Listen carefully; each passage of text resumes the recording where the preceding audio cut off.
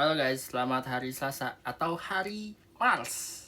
Jadi ada pertanyaan menarik dari kolom komentar di video gue kemarin. Intinya dia nanya, awalnya kan makhluk hidup itu asexual ya. Nih gue ngomong asexual supaya nggak kena itu ya community guidelines TikTok ya guys. Jadi asexual. Terus kok bisa tiba-tiba muncul jenis kelamin yang menggunakan cara seksual? Jadi yang awalnya makhluk hidup sederhana itu membelah diri ya asexual, kok bisa tiba-tiba berevolusi memunculkan kompleksitas seksual yaitu dengan cara diferensiasi jenis kelamin. Wah, ganti baju. Nah, sebenarnya penyebab utamanya adalah supaya bisa sharing gen atau sharing genetik antar satu individu dengan individu lain. Dan gue rangkum ketiga alasan utama ya. Tiga penyebab utama kenapa ada perubahan dari asexual ke seksual yang memunculkan jenis kelamin yang berbeda. Alasan pertama adalah menyebarkan gen adaptasi, yang kedua itu mencegah penyakit, dan yang ketiga itu menghilangkan mutasi. Nah, alasan pertama, menyebarkan gen adaptasi.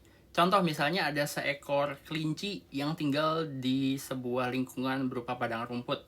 Nah, misal di satu populasi itu ada 3 sifat, yaitu kelinci pendek, kelinci B aja atau medium tingginya, dan terakhir itu kelinci tinggi. Jadi ada 3 sifat ya, tinggi, pendek, medium.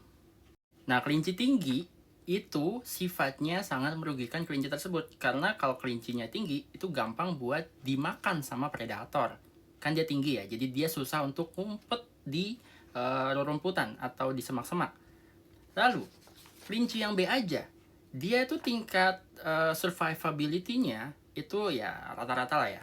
Nggak terlalu gampang dimakan kayak yang tinggi, tapi nggak terlalu bisa sembunyi juga, jadi ya B aja. Lalu yang kelinci pendek, ini sifat yang sangat menguntungkan karena kalau dia pendek, dia bisa ngumpet gampang di semak-semak. Jadi kalau kelincinya tinggi, dia gampang dimakan, gampang punah lah istilahnya. Lalu kalau kelincinya B aja, ya 50-50. Kalau kelincinya pendek, dia gampang survive. Lalu yang menguntungkan buat spesies itu ya, kalau buat kelinci itu apa? Ya pendek. Akhirnya populasi kelinci tersebut, karena yang tinggi udah habis dimakan, misalnya udah banyak yang dimakan, akhirnya yang berhasil kawin adalah yang pendek dengan yang B aja. Itu debuah. Nah, hasil perkawinan antara yang pendek dan biasa aja menghasilkan 3 anak contohnya, yaitu B aja, ya biasa aja, pendek, pendek. Jadi 2 pendek, 1 B aja. Jadi dengan cara seksual, kelinci itu sharing genetik yang menguntungkan di populasi dia, yaitu pendek. Jadi lama-lama kalau yang berhasil survive itu yang pendek, lama-lama populasi kelinci di lingkungan tersebut akan punya sifat pendek yang menguntungkan. Sifat yang merugikan lama-lama akan hilang dari gen pool kelinci tersebut. Jadi ya itu adalah contoh advantage dari seksual.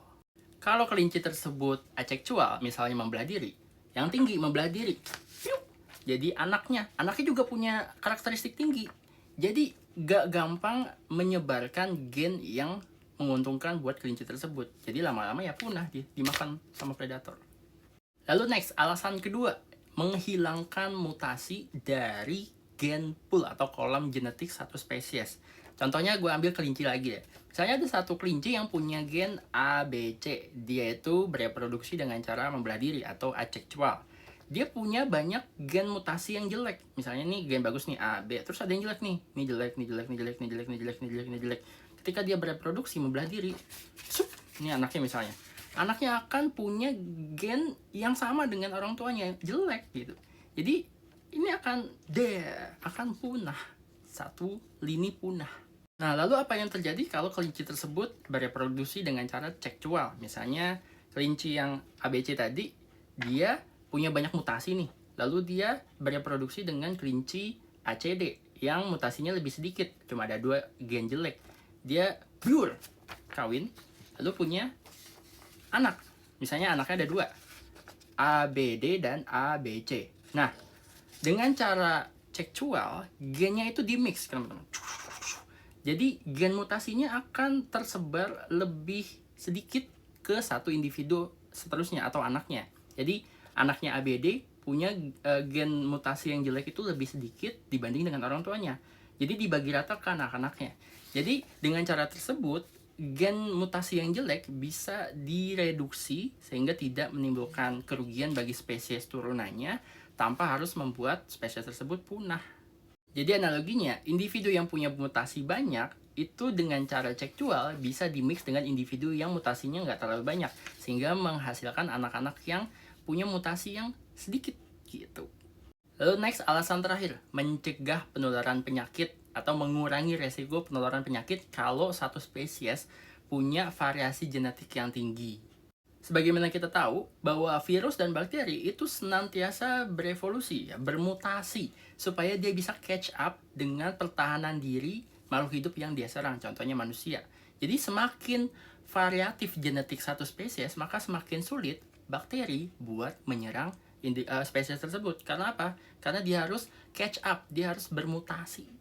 Analoginya tuh kayak enkripsi atau OTP. OTP kan selalu berubah-ubah tuh. Nah, misalnya ya, ada satu individu kelinci, dia bereproduksi secara aseksual, punya gen ABG. Nah, ada bakteri yang bermutasi khusus untuk menyerang gen ABG. Nah, cocok nih, gue serang, dor gitu.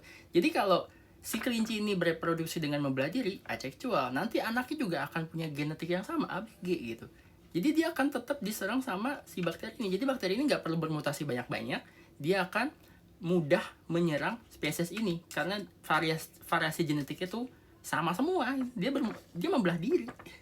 Lalu kalau kelinci tersebut bereproduksi dengan cara seksual, misalnya kelinci dengan gen ABG, dia kawin dengan kelinci gen FHC, maka dia akan punya anak ABH gitu. Nah, ABH ini gennya itu campuran dari kedua orang tuanya. Jadi diacak gitu. Jadi variasi genetiknya tuh banyak. Kalau kedua orang tua ini punya banyak anak, maka anaknya punya gen yang beda-beda juga. Jadi, si bakteri yang udah terspesialisasi buat nyerang gen ABG, dan dia susah buat nyerang anak ini karena kuncinya beda nih, ya kan? Dia harus bermutasi lagi nih bakteri atau virus ini. Jadi semakin banyak variasi genetik yang dimiliki oleh satu spesies, maka semakin susah buat bakteri atau virus untuk menyerang semua populasi di spesies tersebut. Contohnya apa? Contohnya COVID-19 kemarin. Misalnya COVID-19 ketika menyerang banyak orang, dia tuh mulai bermutasi kan ke varian-varian yang lain kayak A, B, C, D kan, Alpha, Beta, Charlie, Delta, Echo, Foxtrot gitu.